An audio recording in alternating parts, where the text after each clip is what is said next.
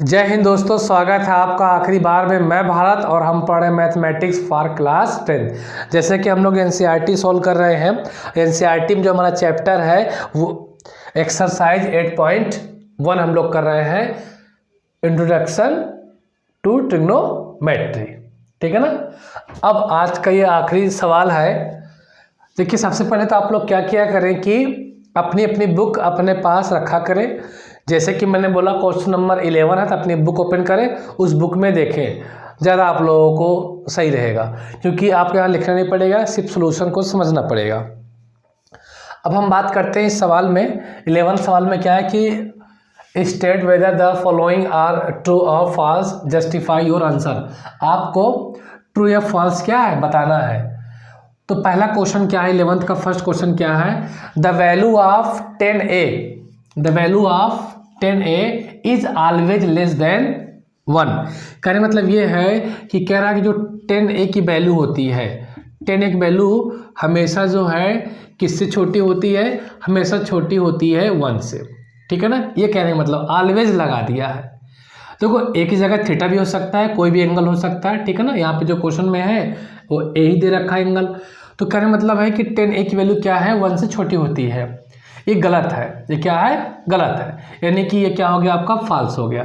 तो जो पहला आंसर हो क्या हो गया आपका, फॉल्स। ठीक है ना। क्योंकि जो 10a की जो वैल्यू होती है वो एनी रियल नंबर, कोई भी रियल नंबर होती है, ध्यान देना, लेस देन 1 नहीं होती।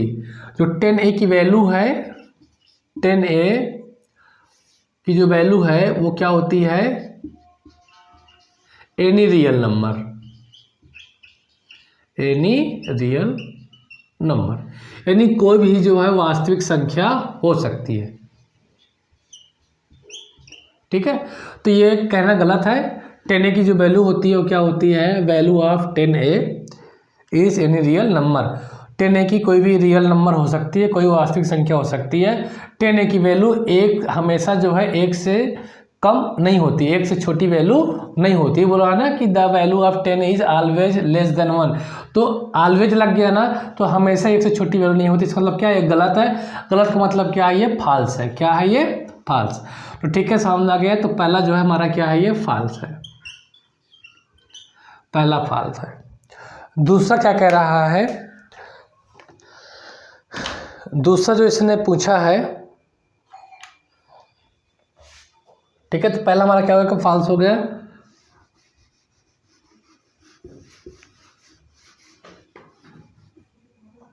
चलो मैं ऐसे आंसर भी करता जाता हूँ। तो पहला क्या हो गया, फॉल्स। क्यों हो गया बता दिया है ना, क्योंकि जो 10 की वैल्यू होती है वो रियल नंबर होती है, एनी रियल नंबर होती है। कह रहा sec A is equal to 12/5 for some value of angle A. तो ध्यान देना, कह रहा कुछ सेक ए बराबर क्या लिखा है यहाँ पर, सेक ए बराबर लिख रखा है 12/5। तो कह रहा जो सेक ए की वैल्यू है 12/5 for some value of angle A, यानी कि जो यहाँ हिंदी में देख लीजिए, कोण ए के लिए किसी मान के लिए सेक ए 12/5 हो सकता है। हाँ, ये ठीक है। किसी भी कोई ऐसा एंगल है जो सेक ए की वैल्यू क्या हो सकती है, 12/5 हो सकती है। ये बात सही है। कुछ एंगल के लिए वैल्यू क्या है, हो सकती है। कुछ एंगल की वैल्यू क्या है, ये हो सकती है। वैसे मैं बता दूं आपको कि जो सेक ए की वैल्यू होती है, ठीक है ना, तो ये ट्रू हो गया। क्या हो गया आपका, ट्रू। ये बात क्या इनकी सही है। वैसे सेक ए की जो वैल्यू होती है, सेक ए की वैल्यू होती है लेस देन या इक्वल टू -1।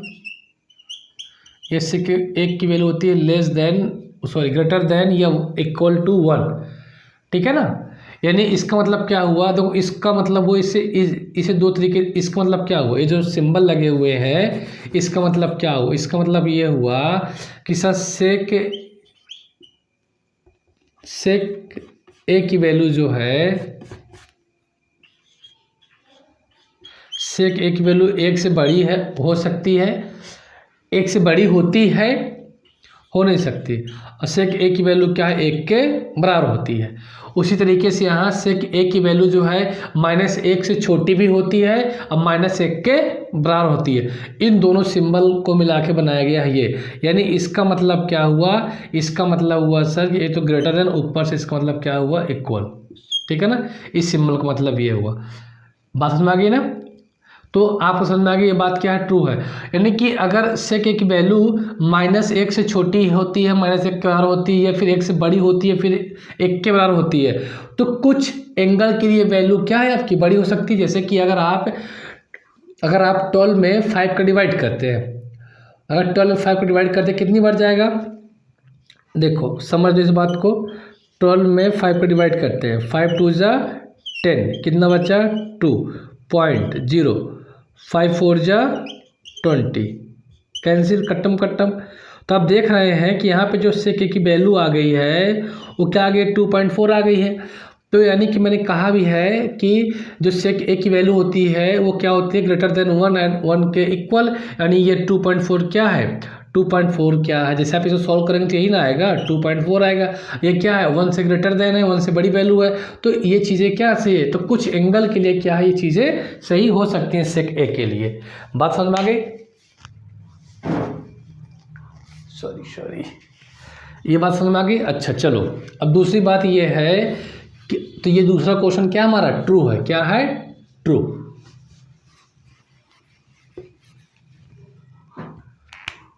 ये ट्रू है, दूसरे का आंसर क्या होगा, ट्रू। भाई हिंदी में भी लिख रखा है ना, कोड ए के किसी मान के लिए सेक ए बराबर 12/5 होता है कि नहीं, ये बात क्या सही सर होता है। बोलता है कॉस ए कोण ए के कोसेकेंट के लिए प्रयुक्त एक संक्षिप्त रूप है ना। या यहाँ देखो, cos A is the abbreviation used for the cosecant of angle A. यानी कहने मतलब ये है कि एक सवाल क्या कह रहा है, सवाल कह रहा है कि हम कॉस ए जो लिखते हैं ये किसका संक्षिप्त रूप है, किसका एब्रिविएशन है, ये है कोसेकेंट का। ये कह रहा है सवाल कि जो कॉस ए है ना वो किसका संक्षिप्त रूप है, कोसेकेंट का। ठीक है ना, हिंदी में देखिए, कॉस ए कोण ए के कोसेकेंट के लिए प्रयुक्त एक संक्षिप्त रूप है। तो कोसेकेंट के लिए कॉस ए का एक संक्षिप्त रूप है, ऐसा नहीं है, ये गलत है। मैं बताता हूँ, देखो जो कॉस ए होता है, कॉस ये होता है, इसे लिखा जाता है cosine of angle A, cosine of, क्या लिख देता हूँ, cosine of angle A. Cos A को ऐसे लिखा जाता है कोसाइन ऑफ एंगल ए, ये गलत है ना, ये क्या है हमारा, गलत, ये ऐसा नहीं है, कोसेकेंट को ऐसे नहीं लिखे जा सकते। ये किसका है, ये है कोसेक का, किसका है, कोसेक का, कोसेक का है। तो कोसेक का आप लिख सकते हैं कोसेकेंट ऑफ एंगल ए, ये कोसेक का है ना कि कॉस का। तो ये बात क्या हो, गलत हो गई। गलत का मतलब क्या है, ये तीसरी बात भी क्या है आपकी, फॉल्स है। क्या है, फॉल्स। ठीक है ना, इसका मतलब ये नहीं होता, इसका मतलब होता है क्या, ये होता है, और कोसेक का मतलब ये होता है। ठीक है ना, ये चीज़ें बात समझ में आ गई। तो एक चीज़ ध्यान देना कि ये इसके बराबर नहीं होता, यानी कि इसका ये संक्षिप्त रूप नहीं है। बट ये किसका संक्षिप्त रूप है, ये कोसाइन का संक्षिप्त रूप है, यानी कि एब्रिविएशन किसका है, ये कोसाइन का। ये जो होता है कोसेक का होता है, किसका होता है, कोसेक का होता है। बस समझ में आ गई। इसका मतलब ये बातें क्या गलत है, इसलिए क्वेश्चन नंबर 3 भी क्या है, फॉल्स है।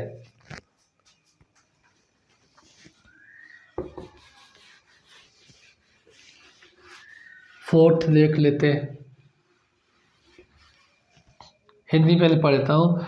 कॉट ए, कॉट और ए का गुणनफल होता है, ये कह रहा है ये।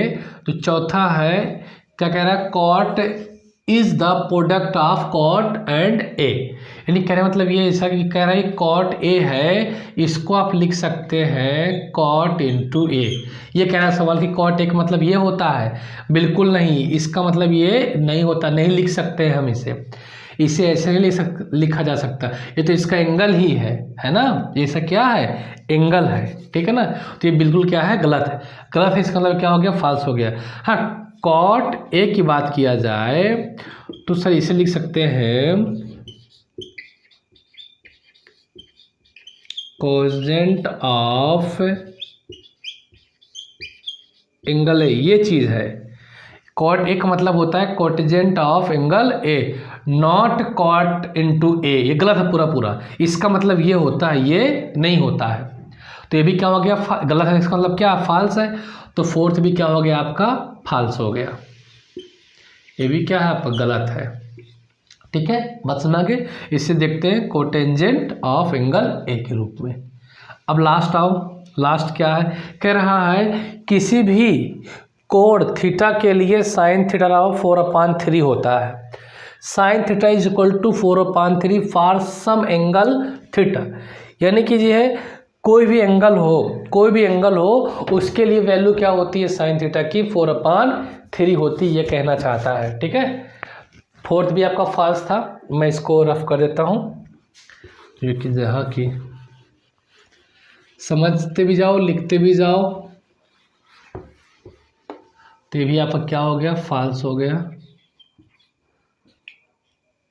अब एक चीज़ ध्यान देना है आप लोगों को, ये कह रहा है कि जो साइन थीटा और 4/3 है फॉर सम एंगल थीटा, यानी कि कुछ एंगल के लिए जो है ये वैल्यू थीटा, साइन थीटा की वैल्यू ये होती है 4/3, ठीक है। यानी कुछ एंगल ऐसा है कि क्या होगी वैल्यू इसकी 4/3। तो देखो ध्यान दो, जो साइन थीटा की जो वैल्यू होती है, साइन थीटा की जो वैल्यू होती है वो होती है क्या, -1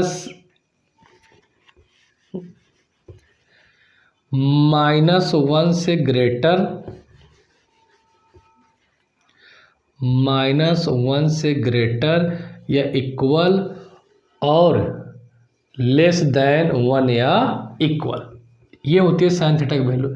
इसका मतलब क्या हुआ कि जो साइन थीटा की वैल्यू है ना, -1 से बड़ी होगी, लेकिन 1 से क्या होगी, 1 से क्या होगी, छोटी होगी। एक मिनट, 1 से बड़ी नहीं होगी। ये साइन थीटा की वैल्यू क्या होती है, -1 से तो बड़ी होती है, बट 1 से क्या होती है, छोटी होती है। ये इसकी क्या है, रेंज है, ठीक है ना, ये वैल्यू है। तो अब देखो, अगर दे रखा है sine theta equal to 4/3, divide करोगे तो 4 में 3 का डिवाइड करो, 3 1 जा 3, 1.0, 3 3 जा 9, 1 3 3 जा 9, यानी कि ये आएगा समथिंग 1.33, ठीक है। अब ध्यान देना, ये वैल्यू किससे ग्रेटर है, ये वैल्यू 1 से ग्रेटर है, ये वैल्यू क्या है, 1 से क्या बड़ी है। 1.33 क्या होता है, 1 से बड़ा होता है। अब ये वैल्यू 1 से बड़ी है, इसका मतलब क्या हुई, चीज़ें क्या हो, गलत हो गई, क्योंकि जो साइन थीटा की जो वैल्यू होती है वो -1 से बड़ी होती है, बट 1 से क्या होती है, छोटी होती है। 1 से बड़ी वैल्यू तो होती ही नहीं है, इसका मतलब क्या हो, गलत हो गया। गलत हो गया, इसका मतलब क्या है, ये फॉल्स है, क्या है, फॉल्स है। तो पांचवा भी क्या हो गया हमारा, फॉल्स हो गया। बस समझ आ गया, मैं लिख देता हूँ आंसर इसका, मैं यहीं पास लिख देता हूँ। पांचवा भी क्या है हमारा, ये इसको रफ कर देता हूँ, फॉल्स है, फॉल्स है, ठीक है ना। तो यहाँ पे मात्र एक ही आंसर क्या था, ठीक था अपना। ये बात समझ में आ गई। तो अब जाकर आपका एक्सरसाइज 8.1 क्या हो गया, कंप्लीट हो गया। अब हम स्टार्ट करने वाले हैं एक्सरसाइज 8.2, लेकिन इस वीडियो में नहीं, नेक्स्ट वीडियो में। तब तक के लिए नमस्कार, जय हिंद।